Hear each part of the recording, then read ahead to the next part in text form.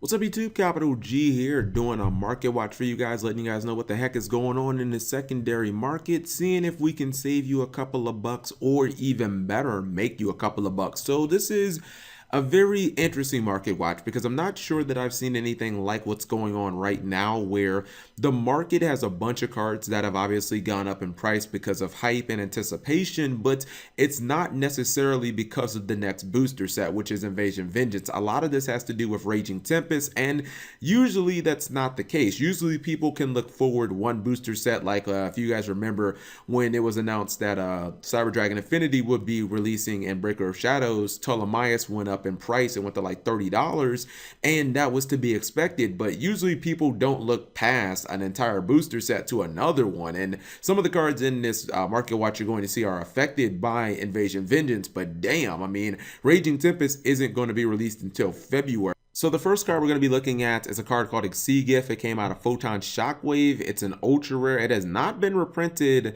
to my knowledge. So the copies that are out there in circulation are pretty much all we have to go on right now. And you see the market price is 59 cents, but this guy is sitting at about $11 more than that. And it's from the early stages of the Zexal era when no one really knew how important XYZ materials were and if we could really do anything with them outside of just activating monster effects. So this says if you control 2 or more face of XYZ monsters, detach 2 XYZ materials from a monster you control, then draw 2 cards. It's not once per turn.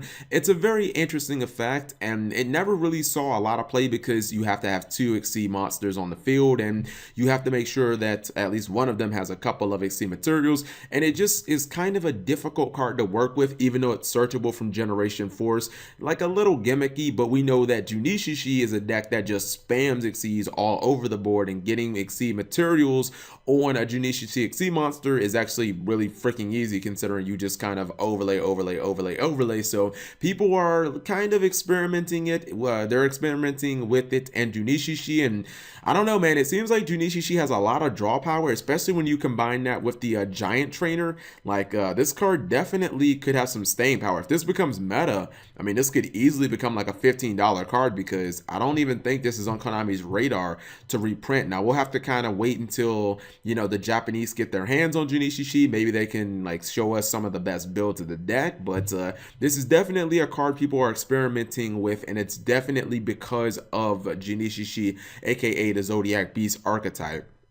Next up, we are continuing with the whole Juunishishi theme, and we have Overworked. Now, don't be alarmed here. The common copies of Overworked are still relatively cheap. I advise you guys, if you don't have them, go ahead and pick them up now. This was a card that was actually very popular during like the time when Insectors were very big, because it basically destroys all monsters on the field who have an attack that is higher than their original attack, which, if you know anything about Insectors, if they tried to use a Hornet or a Ladybug or as Excalibur, of course they would be susceptible to this card. So the commons are still relatively cheap, but the super rares coming out of the Astro Pack 5 have actually shot up. You see the market price used to be 52 cents. It's currently about a $5 card. So this is obviously a card that is going to be used to hard counter Juunishishi. This card was super good against Fire Fist back in the day too. Fire Fist and Sectors, because if your opponent had the formation cards, every time your opponent would summon something under Tenki or Tensu, you'd just be able to blow that monster up, because that 100 attack would actually leave them, you know, in a position where their monster would get blown up. In Juunishishi, the XYZs, we know that they gain stats based on their materials, their Juunishishi materials, plus there's things like, you know, there's like the Viper that can give them attacks. So basically, this is a card that can kind of wipe your opponent's entire Juunishishi board, and it's actually very, very difficult to counter. So because as soon as you summon, you're just, you know, your opponent just activates Overworked, and bam, it's like a Regeki for your field essentially. Coach King Giant Trainer. So most people have probably caught on to this card by now, but this is again 100% because of Juunishishi. This is like one of the shining examples of a card from Zexal that was basically completely unplayable throughout the entire era. And because of Juunishishi and some of their cards, it's actually playable now. The whole reason that this card is playable now is because it requires 3 level 8 monsters, but it's because now Coach Captain Bearman is actually searchable in Juunishishi, and it's very easy to just summon if you open with that Speedroid Terratop, you know, that play where you just go like plus infinity basically, and you have a whole bunch of Juunishishi on the field, and you can kind of summon your Bearman. You can activate the effect. You make all your Beast Warriors level 8, and you go into Coach King Giant Trainer, and you get to draw 3 cards, which is pretty crazy because your board is already super strong, where you've got this guy who's 2800 attack, and you'll probably have like a Drancia, so that's like another kind of defensive card that can blow up something on your opponent's side of the field. And then at that point, you're just kind of digging for Solemns or Vanities or, you know, things like a Bottomless Trap Hole to defend yourself. Now, you don't get your battle phase during the turn that you use this card's effect, but if you go first, like, obviously it doesn't matter. And I mean, just drawing 3 cards is a new hand, man. You know, if you throw in XYZ Gift, you could be drawing 5 cards in one turn. This card used to be $1, guys. It says on what's it called, Yu-Gi-Oh prices, that this card has actually gone up 900% in like the last week. It is absurd. So yeah, this card is sitting at over $9 a pop. I don't think this card's price is going to go down, honestly, because Coach King Giant Trainer has not been reprinted, and if you want to run the Bearman build, or if you want to just splash in 1 copy of Bearman, like, it's totally worth it. And this card is a secret rare as well. Super good because, again, you get to draw 3 cards. Maxie, I don't know why, but at the time I'm making this video, the secret rare version, or excuse me, the ultimate versions of Maxie, there are only 2 of them left on TCG Player, and they are going for $143. Fucking, I don't know why. I think ultimate rares are so overrated. But even outside of that, some of the other Maxies, the lowest price of Maxies used to be about $10. Now the lowest price of Maxie is over $14 ish. Well, I guess it's about 13, a little over 13 if you get these super rare copies, about 13.50. So even though you would think that we would need less Maxies because it's at 2 now, somehow the price keeps going up on Maxie. Maxie is just a strange card. It seems like it's just never cheap. 10 Goldfish, I've been talking about this one for a little while now. The supers have finally just gone flat up over $10 a pop. I bought mine for my Utopia deck about a month and a half ago when I really got interested in Utopia, and I was like, wait, this is just better than Goblinberg because I can make Tree Toad in this deck even though I'm not supposed to. And yeah, the price is pretty much doubled since I bought them. And if you want to get a dual terminal copy, the cheapest is $22.50. In fact, the cheapest that you'll find 10 Goldfish right now for a common version is pretty much about $8 a pop, guys. I think the super rares are going to go up. I think they're going to hit $15 because you're going to have so many people kind of rushing to just throw 10 Goldfish into so many decks because Tree Toad is just going to be like one of the best cards in the entire meta very soon. But yeah, most of these copies of 10 Goldfish are over $10. So let's talk about some rituals. Let's talk more about Raging Tempest.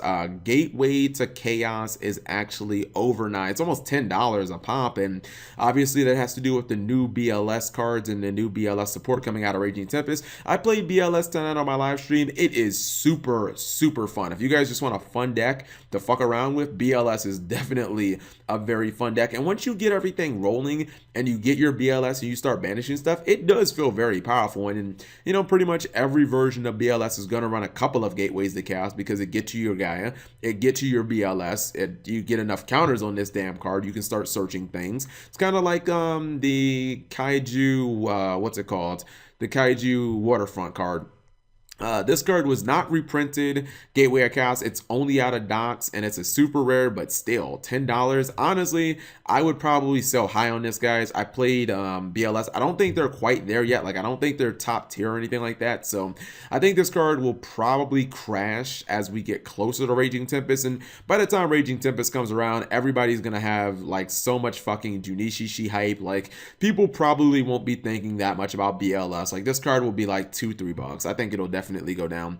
Urgent Ritual Art, continuing on the whole Raging Tempest ritual theme. There's actually a lot of ritual support in Raging Tempest. I'm just starting to realize that. I mean, we're getting some Cyber Angels in there, we're getting BLS in there, we're getting a Spirits in there, a lot of ritual support in that set. So Urgent Ritual Art is another card coming out of docks. Okay, a lot of ritual support in docks apparently.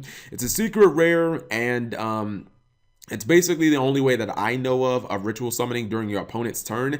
And this is important because people are using this, or at least they're testing it in a spirits. This card is actually like basically $6 a pop right now. It is a secret rare, so that price isn't that unbelievable. But yeah, it is a secret rare. And you basically use this to summon the spirits during your opponent's turn. And what's cool about it is you can actually use them, or you can use those with the tokens. I believe you can ritual summon using tokens, right? I think so. I could be wrong about that. Don't persecute me, guys, if I'm wrong about that. But mainly people are using this like during the end phase. If their opponent has a couple of extra deck summon monsters, you can kind of just bounce those to your opponent's extra deck. Or if your opponent sets a couple of cards, you can do an end phase ritual summon. You can basically put all those ritual cards back in their hand, and then your opponent is essentially like defenseless, unless I guess they have like hand traps or, you know, some sort of card that activates from the graveyard like Prime or something like that. So this card is actually pretty decent in the spirits. I don't recommend you play it anywhere else unless,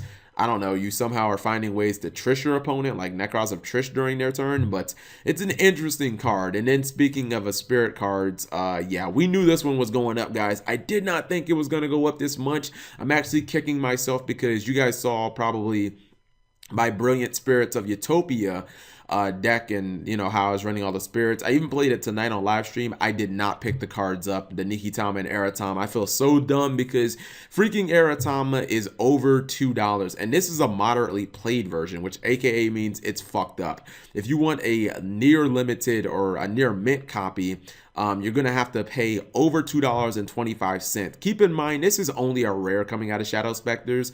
I want to say, is Nikitama from Legacy of the Valiants?